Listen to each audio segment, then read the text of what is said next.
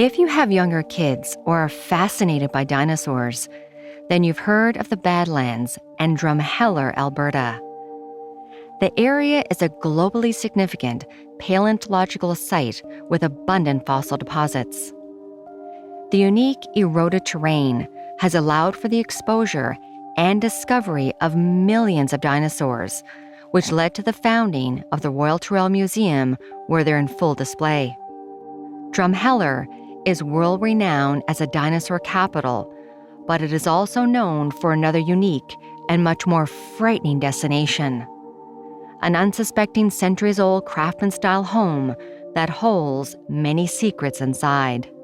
You could hear footfalls on it. It's an old home. It was, like I say, it was built in 1911, so you could hear, going up to the second story, you can hear footfalls on the stairs. I'm Nadine Bailey, and this is Haunted Canada. And today, we enter Drumheller's most haunted location. This is the story of the Johnston House. About an hour-and-a-half drive from Calgary is a striking and unusual town in the heart of the Canadian Badlands. It offers a stark contrast to the typical prairies that surround much of Alberta. Drumheller is nestled in a deep valley carved out by the Red Deer River, which winds its way through the dramatic terrain and adds a ribbon of green to the otherwise dry surroundings. Flanked by cottonwoods and willows, it creates an oasis-like contrast to the dusty brown hills, which includes the surrounding Badlands. A barren, rugged, and otherworldly terrain marked by layered rock formations, cliffs, and canyons shaped by millions of years of wind and water erosion. This is where you can also find hoodoos, which are tall, thin rock spires with harder rock capes that have a mushroom or totem-like appearance. Most people know the town for its main attraction, dinosaurs. Sculptures and murals are everywhere, in parks, at intersections, on buildings, and of course, there's the world's largest dinosaur, which is a 26-meter-tall T-Rex statue that offers visitors panoramic views of the valley. The town itself is at the bottom of a valley and is a perfect blend of small-town charm and tourism. A place where prehistoric landscapes meets prairie hospitality, and where the land itself tells a story over 70 million years old. And the town decided on its name through a coin toss to choose between Samuel Drumheller, an entrepreneur who purchased the land in the area in 1910 and began coal mining operations, and Thomas Greentree, the man who sold it to him. Today, the small town has an estimated population of 8,000 people, yet it attracts over 375,000 visitors annually, most of which are attracted to Dinosaur Valley and to the site of the famous Royal Tyrrell Museum and Dinosaur Provincial Park, which holds 130,000 fossil specimens. More importantly, it is the ancestral land of the Blackfoot and Cree, and the town is located on Treaty 7 territory. Most people, after spending the day at prehistoric sites in Drumheller, will pack it up and head for a nice dinner and sleep. Most may not even know that on a tranquil tree-lined street lies a centuries-old home known for its paranormal activity. I think everybody walks through that back door skeptic. When they leave, at least questioning, I think, they've come a little bit farther. That's Justin Boland. He's the current owner of a historic home known as the Johnston House, located on 3rd Avenue East in Drumheller. He invited then Global News reporter Jill Croteau on a tour of his home in 2018. According to the Drumheller Mail, a local newspaper, the home was built in 1911 by Dr. Robert James Johnston, Sr. He was one of Drumheller's early dentists, and he operated a clinic and pharmacy at 322 Center Street, downtown. Dr. Johnston was a prominent member of the community, but everyone in town called him Dr. Bob, because he was well known for his business and his role with the local Masonic Lodge. Dr. Bob was an American citizen, and he had moved to Canada after the events of World War I. He actually fought in the American side. He was American Expeditionary Forces and moved to Drumheller. Justin Boland and his family have lived in the house since 2014 and have become quick studies of Dr. Bob's life.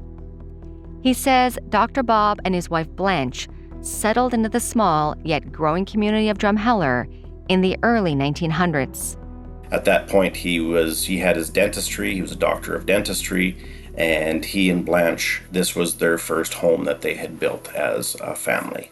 The first title on this house, 1911. The first taxation was 1920. So I'm not sure, it's a little foggy when the move to here was, but he was a dentist in Drumheller in 1920, and this is his identified as his residence. He lived here, like I say, he was a integral part of the community. He belonged to a lot of groups. He brought in the Rotary into Drumheller, who built our splash park. Part of the Freemasons. He was a school trustee as well, and did a lot of great things for the community. As Dr. Bob grew his dentistry practice, his wife Blanche stayed home, and soon their family expanded when they welcomed a son, Robert Jr., followed by a daughter named Marjorie. All intents and purposes, had a terrific life. His Bobby was born first. I think it was about 1920, 1921. And then Marjorie came in 1924. So like you say, a beautiful little nuclear Hollywood family. And things were great. Family Man would be seen playing in the front yard here with Marjorie and Bobby. And everything stopped that day on October 10th, 1936 for Dr. Bob. Justin says that's because family life shattered on the morning of October 10th, 1936, when tragedy struck. He accidentally shot himself with a 16-gauge shotgun, which you would take to go bird hunting, like pheasants, I'm assuming is what they would go hunting at that time of the year, and died instantly. Coroner came and ruled it an accidental death, and a very sad moment and sad time for the home. Like you say, everything that I've read in our little history about Dr. Bob, he was a beautiful man.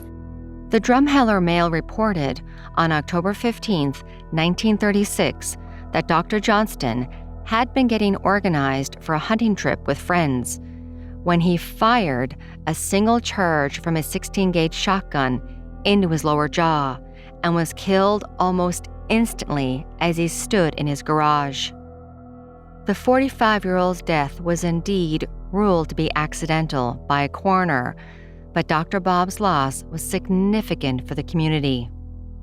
Justin Boland says the Mail published an editorial marking his passing and reported a large, well-attended funeral procession. It's written in some of our older newspapers from the day that there was a huge turnout for the funeral, and it was cold. I mean, it was mid-October, and there was people that went into the church. He was part of the Knox Church, so the Knox Church was full, and people stayed out onto the street to pay their respects to the family. It was one of the bigger funerals that the town at that time had, and some of the sayings that people had said in some of the history books I've read is that, it was amazing, and the flowers alone, like there were so many flowers that adorned the home that people had brought to pay the respects and to show their love for Dr. Bob and Blanche. The small town of Drumheller was shocked by the sudden death of everyone's favorite doctor. Justin said that since Bob had been active and a well-respected member of the Freemasons, he was provided with a full Masonic burial. The Masons, we have our own little way of honoring our own people. So he had a full Masonic burial after he was interred in our cemetery in Drumheller, and that's an honor that isn't paid to just any Freemason. It's someone who was in good standing and one of the leaders of the lodge, and Bob was given that honor, that he was given a full Masonic burial after he was interred, with the community and family and friends that were present. So after everybody's gone, it's kind of our own thing, and we pay our respects, and have say what we have to say to our fallen brother. And there's a couple little rituals that we'll do. It's kind of like laying the wreath, if you think of it that way. But we'll do our own rituals to pay our respects, and we'll go in order, and all the masters that are there, so all the heads of the lodge, will go and honor Bob on their way by before he's lowered down. So our own pastor of the lodge that will stand up and say some words for Bob too. So, and yeah, I happened to come across the history records from our lodge that had said, exactly what was said and what was done on that particular day. So it was really nice. Like I say, I haven't heard a bad word about Bob, and that's doing research, all these years. I have never heard a bad thing said about the man. So Dr. Robert Johnston was laid to rest at the local cemetery, only a few minutes from the family's home, in a section that is reserved for Freemasons. Sadly, the family faced yet another tragedy just a few years later. Marjorie, Dr. Johnston's teenage daughter, died of a blood infection. She was laid to rest next to her father in the Drumheller Cemetery. But it wouldn't be for long, because there are claims that she has been seen in the family home praying and kneeling in the master bedroom.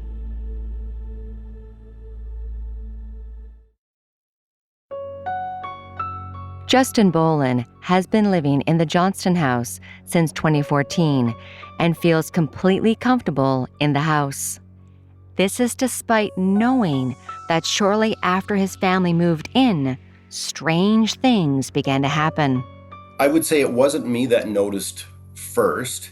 My wife at the time, she would say, and she was a very rational-minded person as well, didn't really believe in, the flights of fancy. She had said to me the one day, she said, "I swear that something is tugging on my hair when I take the laundry basket downstairs." And I kind of played it off. I said, "Oh, probably a cobweb or something," because at that time I wasn't willing just to jump into the fact that there was, our house was haunted and things were messing with her. And then my children had reported that there was a little girl, and they were young at the time, a little girl that would dance in their room in the morning time. Children have imaginary friends, and you don't know how much credence to put into that. I had found out later that my son, who had always woke up early, he would be in his room, and the little girl would dance in front of the door, his exit to his bedroom, and he wouldn't get off his bunk until she went away because he was scared to go and leave the room.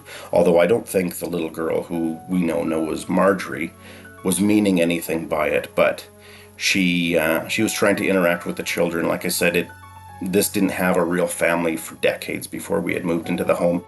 Justin says his children are older now, but they can still recall what Marjorie's ghost looked like and what she was doing when they first saw her. Rachel had a room that we call now Marjorie's room, that she's also stayed in, and both of them described, independent of one another, what she looked like. So they described her as a little girl with kind of mousy brown hair and had a dress that was light blue and then white over top, probably lace. They didn't say lace, but and they would both say, yeah, she's in our room and she dances in our room. And Rachel had the same story, but like I say, I didn't share with them or press them when they were together, just because I wanted to see what both would say. Like you say, once we started garnering more information about the home, and that Marjorie was Dr. Bob's daughter that had fell ill and passed away 3 years after he had. Yeah, it was the same description. He says today his grown daughter's room lies empty. That room is now vacant. My daughter has moved on, but Marjorie's ghost has been seen in a mirror in that room, and that's normally where we'll pick her up when we go up there with our EMF detectors and whatnot, is in that room. And it's that room or a little bit in our living room where we experience her. Justin also mentioned EMF detectors. An EMF reader, or electromagnetic field meter, detects and measures electromagnetic fields and radiation. It uses a sensor to identify fluctuations and can measure the strength of the fields from sources like electrical wiring, appliances, Wi-Fi, and power lines. While they are used in professional context like electrical work to find issues, EMF readers are also widely used in ghost hunting to detect potential disturbances believed to be associated with paranormal activity. The historic Drumheller home has been subject to a number of paranormal investigations. Melissa Wilton from the Calgary Association of Paranormal Investigators told Global News reporter Jill Crochet in 2018, "The more I investigate, the less I believe. But when you do find something, it's so fascinating, and I just want to know what it is. That's why I'm doing this."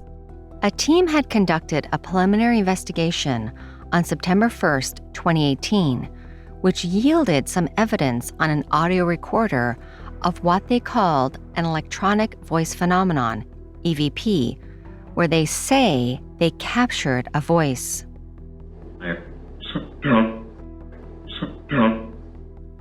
They also captured photo evidence with a potential anomaly. What appears to be a flame was captured over a portion of ceiling which had existing burn marks.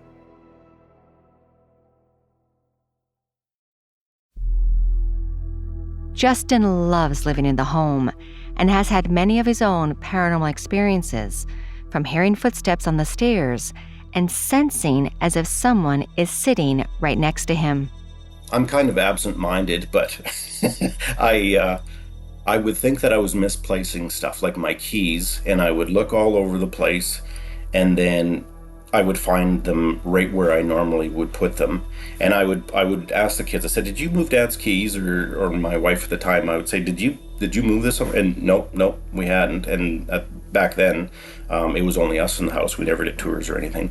He often thought that he was misplacing items, until one night when he discovered that he wasn't alone.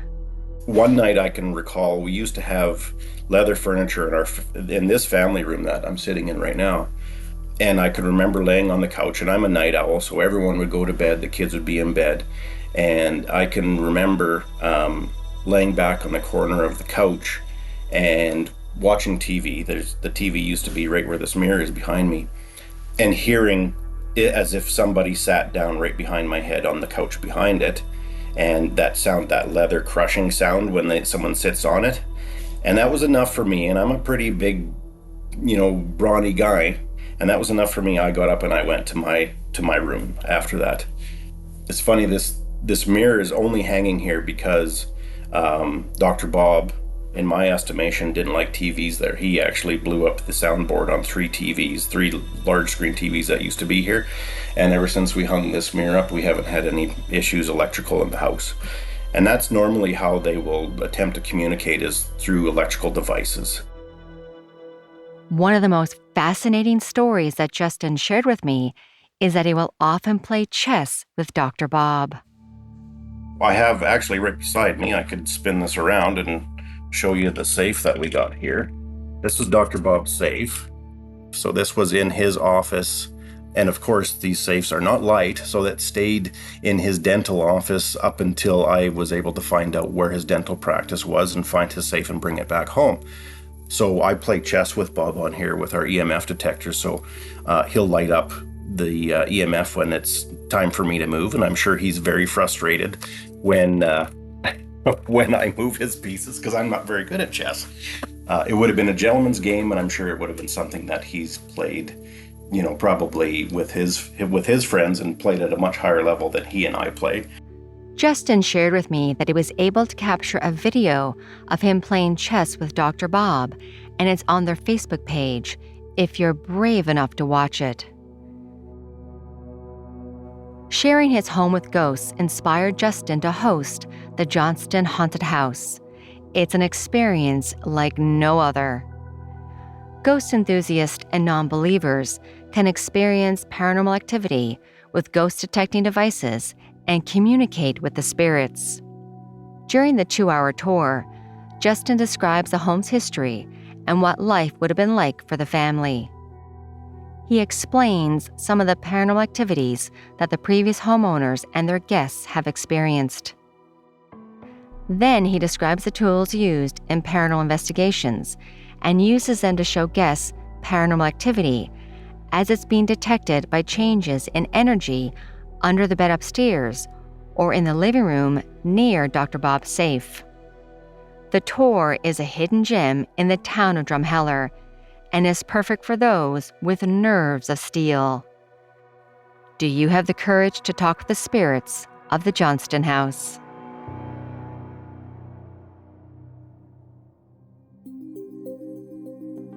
Thank you for joining me as we explored the Johnston House in Drumheller, Alberta.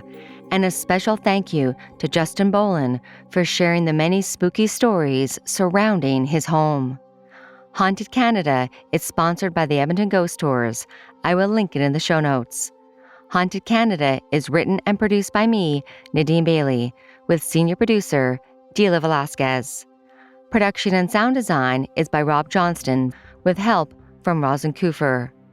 I also want to say a big thank you to Justin, the owner of the Johnston House, for taking the time to talk with me about the home's ghosts and paranormal activity. If you want to learn more about the house, its story, and take a ghost tour, you can connect with them through their Facebook page, Haunted Johnston House Tour. If you would like to support this podcast, please follow and share, and if you can give us a like and a 5-star written review, that is always appreciated. Also, you can follow me on our different social media platforms, including TikTok and my YouTube channel, Haunted Canada. If you have a ghost story, haunting, or true crime that you would like for us to cover on this podcast, please email me through the website, hauntedcanada.com. Thank you from all of us at Haunted Canada and Curious Cast. Have a good night, everyone, and stay haunted.